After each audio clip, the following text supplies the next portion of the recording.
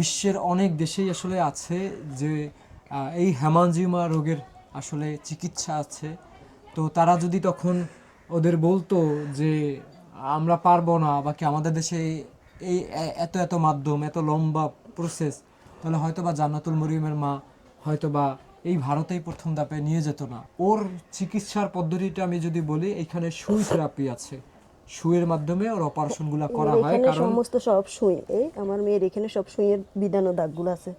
এর এই পুরাটা আচ্ছা, এখানে একটা ওর সুই। জিহ্বাটা আমি দেখাচ্ছি না এখন, কারণ ওর জিহ্বার মধ্যে হেমাঞ্জিওমা টিউমারের রক্তে পুরা লাল, ওটা ফেসবুকে আসলে সমস্যা করবে।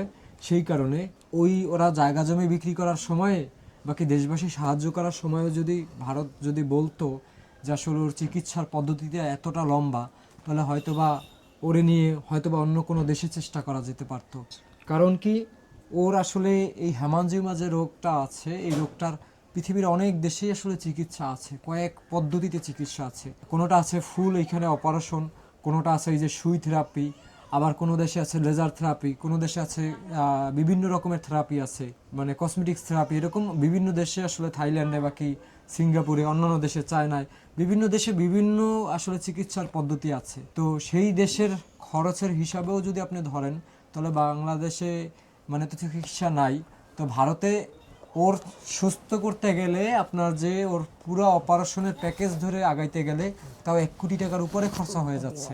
এই 1 কোটি টাকায় কিন্তু থাইল্যান্ড বাকি সিঙ্গাপুরের মতো দেশে কিন্তু ভালোভাবে অপারেশন করে দেশে ফেরা সম্ভব ছিল, কিন্তু তারা প্রাথমিক অবস্থায় এই অপারেশনের বিষয়টা ক্লিয়ার করে নাই। আর ওর বাবা মার তো সাধ্যের মধ্যে আসলে ভারত চিকিৎসা। আমাদের বাংলাদেশের মানুষের জন্য, মানে বাংলাদেশের থেকে একটু যদি উন্নত মানের আমরা চিকিৎসা পেতে যাই, তাহলে আমাদের ভারতের দিকে ছুটতে হচ্ছে। ওদের সামর্থ্য অনুযায়ী বা ওদের সাধ্য অনুযায়ী ওদের জন্য বেটার ছিল ভারত, কারণ অত টাকা পয়সা ছিল না। কিন্তু আসলে যেখানে দেশবাসী এগিয়ে আসছে, তখনও যদি আমরা জানতে পারতাম যে আসলে ওর অপারেশনের পদ্ধতিগুলো এতটা লম্বা, তাহলে হয়তো বা আসলে ওই পদ্ধতিতে আমরা নাও যেতে পারতাম।